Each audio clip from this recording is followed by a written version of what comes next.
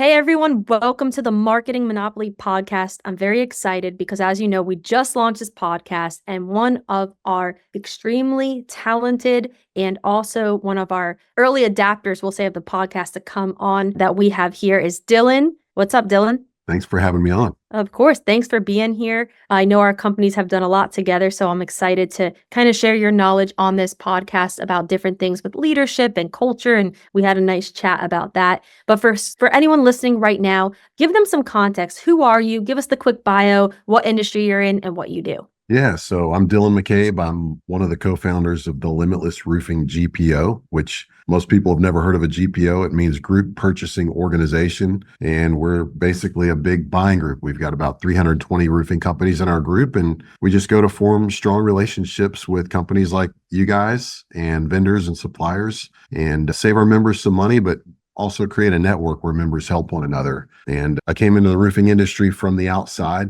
about 4 years ago and came over from healthcare. And these GPOs are very prevalent in healthcare. So when I got into roofing, I just started asking around where are all the GPOs, where are the buying groups in roofing? And everybody looked at me with this puzzled look on their face, like, what are you talking about? And so anyway, so we started one. Actually, something you hit on right there that's very common in what I do with marketing and what people who are listening should understand is there's so many other business development and marketing strategies that are working in other industries that roofing and home service industries just don't pick up on. So a lot of my strategy this year has actually been looking around at what works for beauty, healthcare, doctors, right? All physicians, all these different industries, and just taking what's worked there and simply applying it here. And we found success with that. So it seems like you've done something very similar and it's been beneficial. Yeah, it's worked out for us. We're still a really young company, but we launched this idea, this concept as a business model, and wouldn't have been able to do it without strategic relationships. So when you start something that nobody's ever heard of,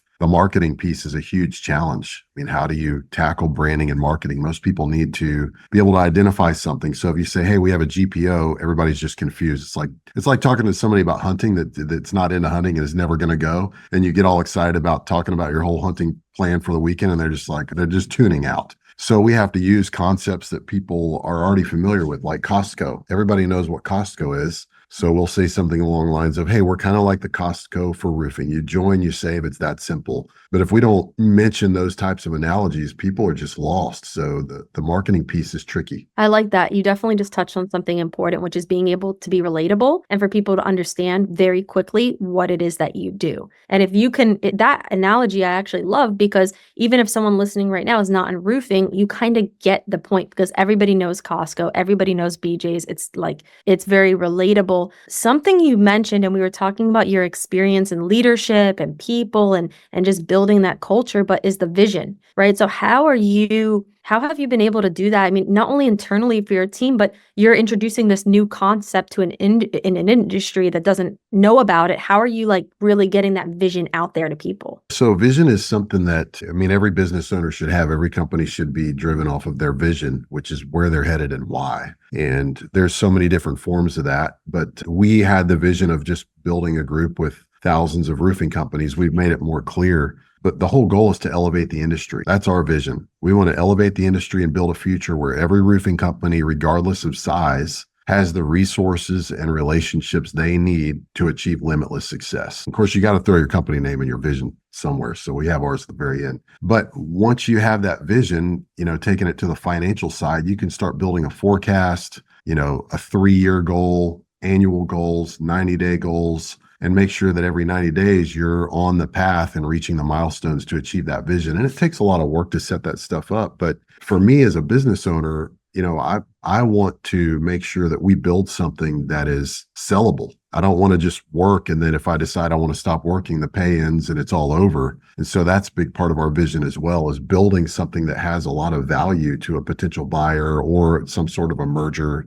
relationship scenario. So yeah, that's part of the vision. Is a lot more than just some inspiring statement about the future. It needs to be concrete and it needs to be achievable. Otherwise, nobody's going to care about it. Yeah, that's so important, right? Because sometimes we as owners or leaders, we have a vision, but if we fail to communicate the vision and make sure the team's bought in, we're not going to get there, right? You can't do it alone necessarily. And so how do you communicate this vision? And it sounds like you're tracking it like on a 90-day basis or frequently. How do you get that vision infused into your people and then into the customer base? So we use a program called EOS. EOS stands for Entrepreneurial Operating System. A lot of people are familiar with it. The book Traction by Gino Wickman. They actually have, so I was an EOS implementer for a year, and I got a degree in organizational leadership in my undergrad, which was great, but it didn't break down planning and systemizing your business the way EOS did. So I was really intrigued by EOS, but there's a software platform out called 90.io.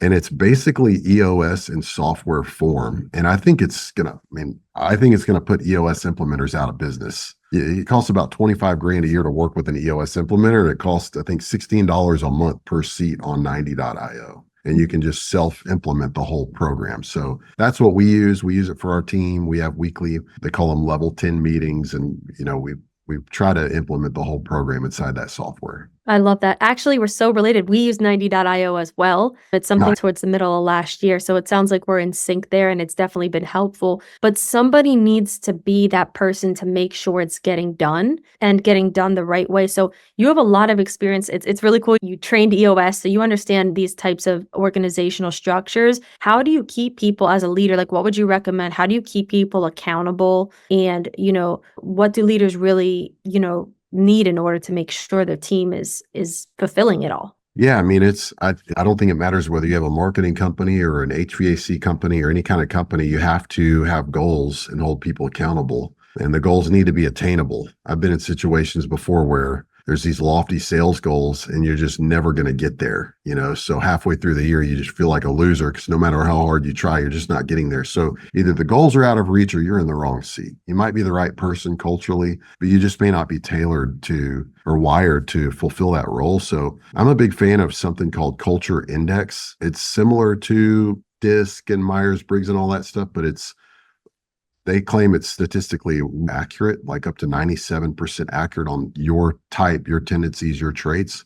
So you need somebody at the helm who's naturally designed, gifted, whatever you want to call it, to lead and hold people accountable and move things forward. Because it's a who issue, not a how, right? We can have the how with 90.io. Here's how we're going to do this, but you need the right who. And there's another book, Who Not How, by Dan Sullivan and Ben Hardy on that. You've got to have somebody that's naturally wired to push and put pressure on the process and on the team in a healthy way, right? So like if you look at my type, if you take a culture index survey, it takes like 10 minutes. It's going to give you 4 dots that are the 4 major parts of your type, your tendencies. And this stuff is true. I've taken the survey twice in 10 years and got the exact same result both times. Well, my type is naturally very impatient. Like I have this to make things happen and to get things done. So there's a plus and a minus to that. It's good because I'll push things, I'll get things going, get things started. The minus to that I really have to watch is I can be very impatient. I want to love people well, but I can come across as too intense,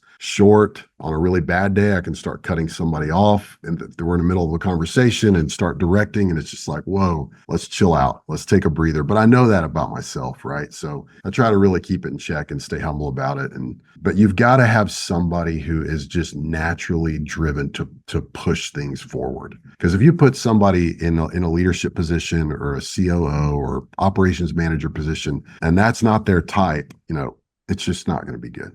I like that. There's a lot of different tests, that people have tried when it comes to, analyzing people and what roles they should be in based on the test. I've heard different ones and they're all good in different ways, right? It's not like one, it just depends. But it's interesting that you got the same results like 10 years later, because some of these other quizzes, they change with time, based on where you're at in your mindset in your career. What you got a couple of years ago may be different. So I find it really interesting that naturally it stayed the same because naturally that's what you were born to be, or that's your personality type. Right. So would you recommend, because first of all, for many of us leaders, we're impatient. Like we have a vision and we're like, okay, like speed, it's almost like speed to lead in marketing, but speed to execution. And I think that speed has a lot to do with success personally. The most successful people I've met understand speed. and they don't care about making it perfect. They care about getting it out there and then fixing it as they go. I don't know. What are your thoughts on that? Yeah, I mean, if you look at a football team, and I don't watch a lot of football, by the way, this is just a simple analogy. You've got the quarterback, and that's the intellectual side, the analysis, all the plays, the study, the research they have to do, the quick decision making, all this stuff. But if you took that quarterback with their strengths and their skill set and tried to make them an offensive lineman or a running back or a wide receiver, they'd be the biggest failure ever. They would never make it. And so the key is just making sure you've got the right people in the right seats, because you do need somebody that's driven, very autonomous, really high social ability, good with people, probably a little bit impatient. You need that kind of a leader to drive things forward. But man, if you don't have people that are more reserved and maybe less people oriented, but way more detail oriented and way more patient to be deliberate as they make decisions, as they look over details, you're going to be in bad shape, because you need those people just as much as you need that out front leader type. I mean, you've got people like me who are like, man, let's build a rocket, let's launch it, let's go to Mars. Like, this is possible. But if you don't have that other person that's patient and detail oriented, they're like, well, wait a second, like, here's 10 things we need to consider about this rocket, or it's never going to make it. You've got to have both. Definitely. Yeah, they go hand in hand. Actually, there was an EOS book, it's slipping my mind right now, that it talks of exactly about that, right? Having the visionary with the integrator and how those two play a part with one another. I'm going to start calling you Elon with that rocket ship analogy. Oh, gosh. Right. So, I mean, someone like Elon is able to do so many things. Obviously, they're at an insane level, right? Like multiple levels where they have leaders in place, and they have teams in place that are way smarter, right? And are able to execute. How do you have a background in leadership in EOS? How do you create leaders within your organization? Obviously, I think taking the test is step one, right? To see if they have it in them, what kind of they have, but how do you create those leaders? Yeah, I think, you've got to be focused on developing people. And, in EOS, they say delegate and elevate. You've got to be able to train people, give them a little more responsibility than what they're comfortable with, and help them rise to that occasion, and let them fail, let them struggle, but also try to give them all the equipping. I mean, I think it boils down to servant leadership. So there's two, the old leadership model from the 80s and 90s is top-down leadership. And if you see this pyramid, you got the leader on top and you've got all the people underneath him. And the leader's job is to tell everybody what to do. And then the leader starts to experience all the success as they ride that revenue wave with the company. But servant leadership says, no, as a leader, I'm at the bottom of that pyramid, and I want all of the people at the top, and I want them constantly rising to the top. And if I can serve and empower and equip them, then we'll accomplish the vision together. We'll realize it together, because you can't realize the vision alone. You have to have a team. And so, yeah, I just think you have to be focused on developing people and make sure that you're kind of working yourself out of a job. I absolutely love the servant leadership side of things. And I love the reverse pyramid, and it totally puts a different perspective. And I think anyone as a leader should look into kind of switching their model, because one of the biggest things is, and this type of quote of, millionaires focus on processes, billionaires focus on people. So building the people is really what it's all about. And that's also why a lot of us got into business, right? It's to help others, no matter the industry, right? Marketing to help others, help businesses, right? With the GPO to help roofers and get better pricing, right?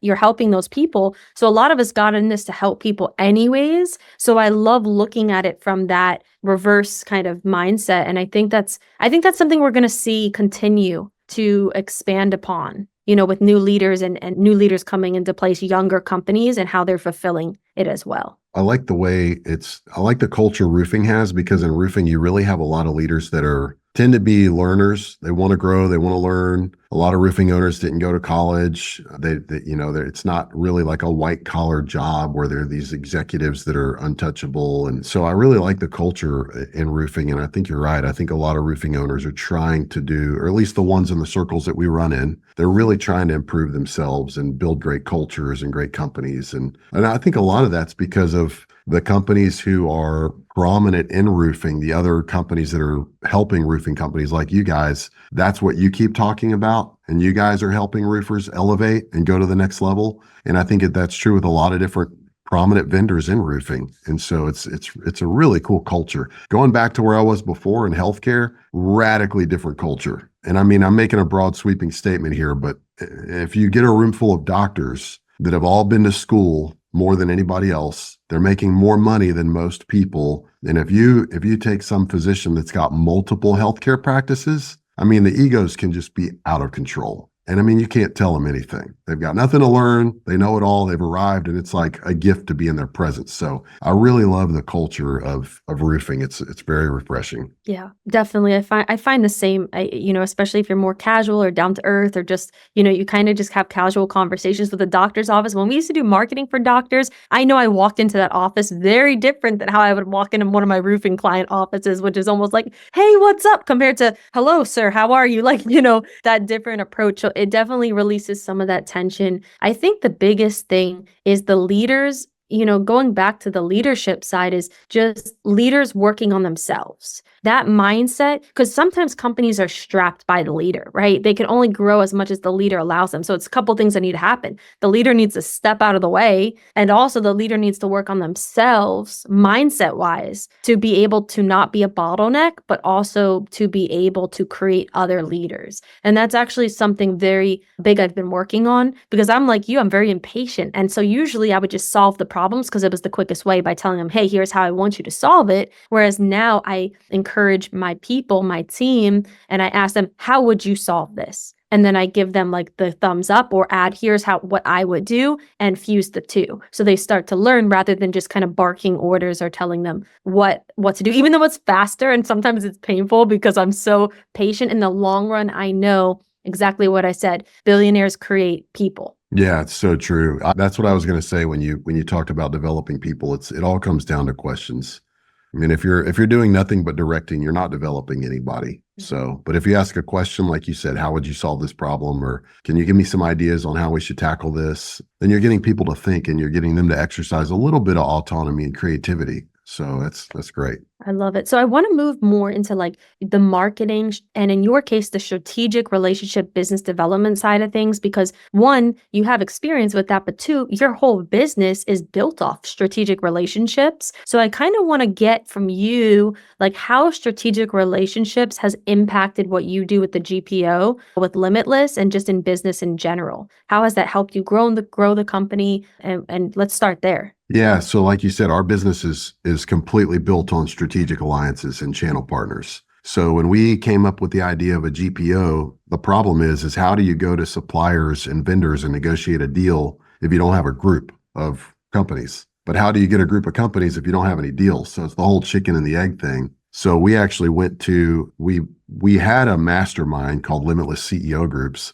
And it just so happened that one of our members had a relationship with the CEO of SRS Distribution. And so we're talking to our members about this business idea, like, hey, if we created this GPO thing, would you guys join? And they're all like, well, of course, why wouldn't we join? It's simple. We're going to join. We're going to save money. Yeah, we're in. So one of them knew the CEO of SRS, Dan Tinker, and he said, I know Dan Tinker. I had a roofing supply business that I actually sold to SRS and got to know Dan in the process. And he said, I think this is a great idea. I'll email Dan and let's just see what happens. So he emails Dan Tinker, and Dan emails back within about 30 minutes. This was in August, I think. And he said, hey, I'd love to meet with you guys. I'm on vacation. I'll be back at this time. Let's book a meeting. And I'm thinking, holy cow, the CEO of SRS just emailed. Nobody knows me. I'm from outside the industry. I have no authority. I haven't built any trust. But again, it's who, not how, right? I had a who in my group named Dos Rousseau, a South African guy who knew Dan Tinker. Then it's time for a meeting. So we go to SRS and we negotiate a deal. It was like an episode of Shark Tank for about 2 hours where I'm like pitching this concept. And they said yes, and they took a chance on us and became our first supplier partner.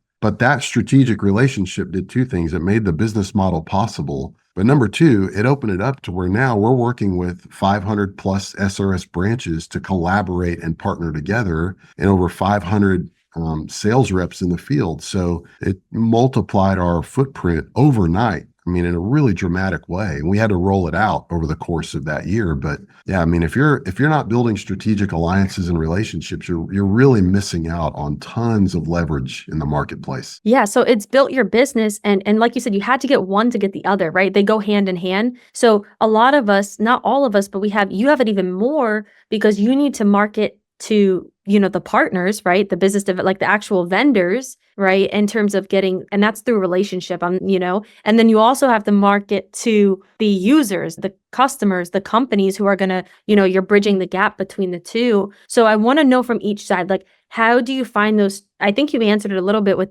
just who, who, not how, but how do you reach those vendors? And then on the flip side, how do you reach those customers, those companies? It's always about solving a problem, right? It's always about achieving a mutual goal. So like you guys are part of our group. Your goal is to grow, work with as many roofing companies as possible and help them solve their problems, help them go to the next level. And that's our goal too, right? So if we do that together, like, if we come to you guys and say, hey, let's form a relationship, you'll have access to our group of 320 companies, whatever it is. And we're going to make you guys a trusted provider because you're great at all the content, the education, the workshops. You guys are just crushing it at trying to help roofing companies grow. So we're going to push our members to you as well. You win and we win. Our members get a special relationship with you. You hopefully get more relationships out of our group. It's always about trying to form a win-win. I know there's a book that I've read as well, negotiation book called Never Split the Difference. Like, don't go for win-win, but he's using hostage scenarios and stuff. Of course, you can't have a win-win. If somebody's got a hostage, you have to win. They have to lose. Like, they have to give up the hostage, right?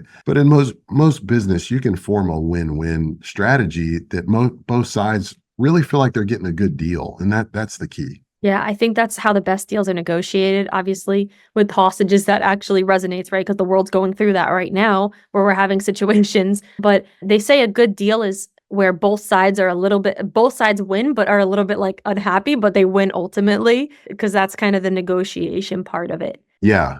Yeah, it's interesting. I mean, it gets tricky, but I think both sides need to be happy. And this is mostly what I do especially with our really big partners, is we spend a lot of time trying to figure out how to make it mutually beneficial. So I think it takes a lot of collaboration. It takes a lot of creativity, but I think you can get there. Is it different, the relationship between is it different how you manage your relationship with your companies versus your vendors? How does that look? Yeah. So with our vendor partners, we're actually about to start giving them culture index surveys so that we can just understand the way they think and the way they're designed, because some people are way more driven by data and details. Other people are more driven by relationships and big picture. Some people are impatient. Some people are extremely patient and deliberate, just to work better together, right? So get ready. You're gonna get a culture index surveys. But as far as our members, it's a lot different. I mean, these are roofing company owners. We just want to help them go to the next level. We want to increase their bottom line, but we also want to help them with our mastermind and stuff like that. So the communication there is, as far as marketing goes, we've done a lot of trade shows. We try to create awareness on Facebook. We have a Facebook group, stuff like that. But we could do a whole other podcast episode and use us as a case study, and you could give us insight on how to do marketing, because we haven't figured it out yet. I would love that. That's actually a cool idea, to do like a marketing audit live with you guys and go through and audit what you currently have and make suggestions. That's actually not a bad idea. That would be really fun. I enjoy that. We might do that. Definitely might do that. I like the culture index too. I can't wait to take that. And you actually gave me an idea. And for anyone listening to this, either obviously for their team, I think they should have some sort of index or something they do to see what their people's strengths are and how people relate, like even how you speak to them. Some people like to be spoken to and do better with certain kind of verbiage and how you talk, tonality, stuff like that. It's important to be mindful. But you just gave me the idea for businesses like mine, the marketing agency. We have a long-term relationship. So when we get a new marketing client, they're on with us for a year or even years, right?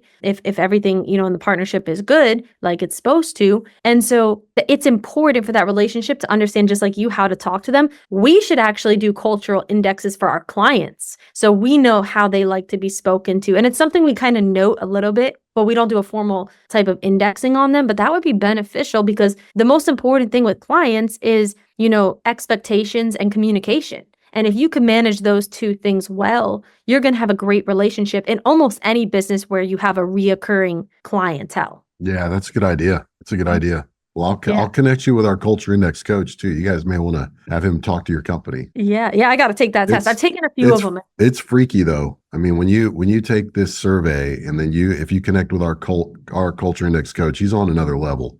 Yeah. Having never met you, he will start telling you about yourself, like as if it's like something on a reality show, like it's a psychic or something. It's freaky. That's awesome. Yeah, we did a predictive index this past year, and we've done some others in the past as well. The one I heard that works the best is actually the Harry Potter, What House Are You? Interesting. I'm just kidding. We actually, there's not, we played a prank on our team and we had them do their predictive index and we said, also, we need you to do this one. And it was a fake Harry Potter quiz of what house you were. Oh my gosh. It was hilarious. Nobody wanted to be in Slytherin, did they? You'd be surprised. There's some stands out there. But I want to switch gears here to a couple other things because this has been really insightful and I love the indexes and just some of what you've expressed so far. I just want to know what's been the best part of building your business? I mean, I think the best part is you get to work with who you want to work with, right? I'm 44 years old. I'm at the point in my career where I don't want a boss, number one. That goes back to my type, very autonomous, don't really like authority, but don't want a boss, want to have creativity and freedom to do things the way I want. But the second thing is,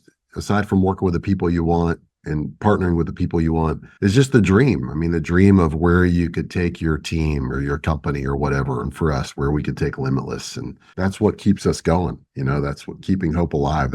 We're trying to achieve something great. And so I think it's doable. I don't know how long it's going to take, but that's what makes it enjoyable. What is the ultimate vision for your business for Limitless? Well, we'd like to become the number one buying group in roofing to where it's a no-brainer. If you're a roofing company, you're a part of our group so that we become this massive network of roofers helping one another solve problems in our masterminds, in our community, and then also just saving money together, becoming more profitable. So right now there's really not very many groups like ours, but even with ours, most of the roofing industry still doesn't even know we exist. So that's the goal and I don't know how long it's going to take. Maybe it's going to take 5 years, but after a while, it's like, just like being in the restaurant business. It's like, oh, you're in the restaurant business, you buy from Costco. It's just a part of the process. So that's our long-term goal. You just know, and that's market perception and just also market awareness, which is going to be through my favorite thing, marketing. So you build that though. It definitely takes time and there's methods to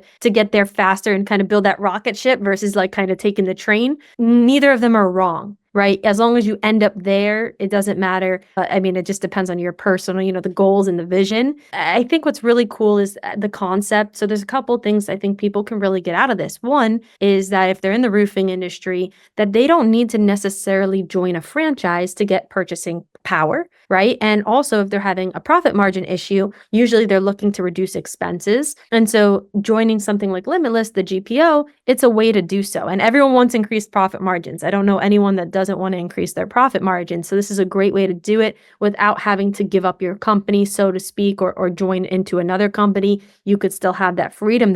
It's important for people to know their options and that they have options. Right? Some people don't even know they have the options. And for other people who may be listening to this who are a little bit outside of the realm of roofing, like applying some of these concepts to their industry. Because a lot of this carries over. I mean, yours started in healthcare to roofing. I'm talking about, I own marketing, and there's a lot of these core concepts applied to it all. Yeah, it's so true. I mean, it all comes down to relationships. If you can't figure out a way to have healthy, meaningful, mutually beneficial relationships with the people you want to work with, whether it's people who join your company, on your team, or strategic alliances with other vendors or whatever it might be. I mean, that's what it comes down to at the end of the day. And so to drive things forward, you've got to have somebody I think that's if everybody, or if there was one thing to take away from all this, I think it's the relationship component, because when people are around you, they're never going to forget what it's like to be around you. They're going to forget about 95% of what you say,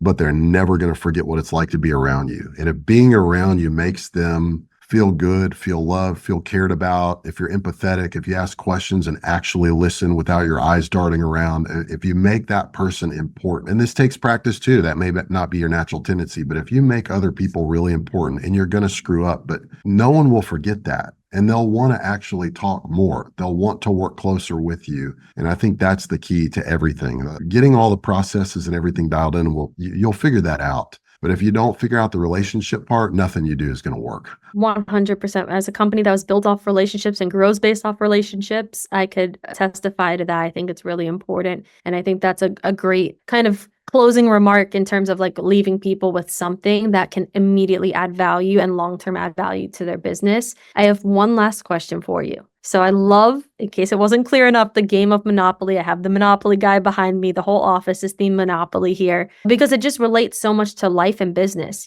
I always say I don't play video games because my life is a video game. I'm in a business where I'm constantly trying to level up. And so it feels like the same kind of approach, but there's the chance card in Monopoly. And so I want to know from you, this is your take the chance card. And I want to know a risk that you've taken throughout your career that has paid off or didn't, if you could share it with us. Yeah. So a big risk I've taken is we were in a negotiation with a big vendor in the industry, huge company. And we had several meetings to discuss a win-win solution. And I'm really big on, like, if I say something, I mean it, right? Like if we're in person and we agree on something, we should be able to take that to the bank. And so anyway, we're in multiple meetings over the course of a few months trying to negotiate a deal. And we all agreed in person on the way we were going to work together for the following year. And then that night, I got an email with a completely different deal, like not even close, right?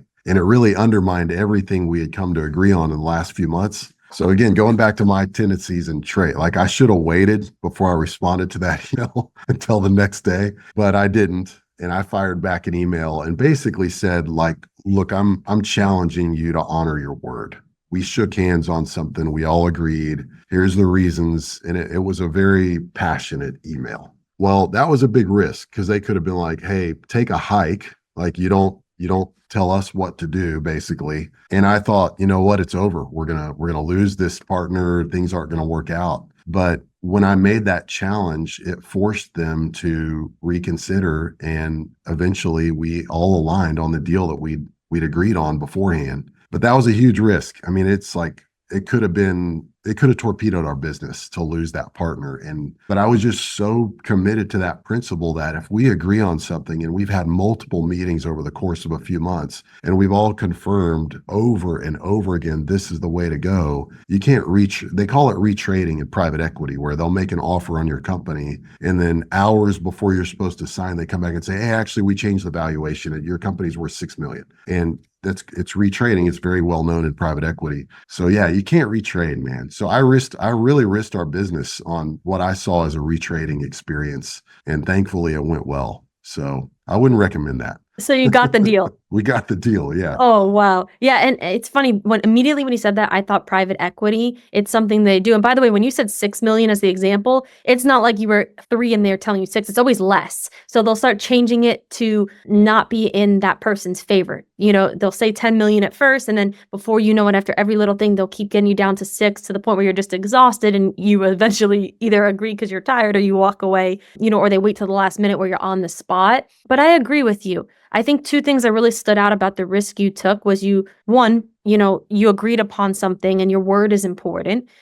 My grandpa's old school from New York, hence the hat. If you do a handshake back in the day, that handshake meant your word. And so I think bringing that into modern day business, essentially what you did was handshakes with them to don't bait and switch people. And I think that applies to us in our business too. It's really important to be consistent throughout and not give people that bait and switch. And more importantly, I think you stood up for what you believe in and what was right. And I think that's important for everyone to do. Yeah. It's simple, but hard. Yeah. Well, you're scared. If something's going to bring in a ton of revenue, you're scared to say no. And you really have to just not be scared to stand up for what's right for you and in your best interest. And sometimes that is walking away, or sometimes that is putting a strongly worded email together and sending it out. But, I'm glad that worked out for you guys. And, you got to take the chance to get the reward. I mean, to my knowledge, you can't redo life. This is your only chance. So got to make it count. I love it. I love it. I appreciate you taking the time. Anything else you would like to share before we end? No, just thank you for having me on. It's really great to be a part of what you're doing to help the community, help marketers, help roofers. It's just great to have partners like you, because if we all work together, we're going to go really far together. I love it. We're in this together. I appreciate you, Dylan. Thanks for coming on the Marketing Monopoly podcast. Thanks.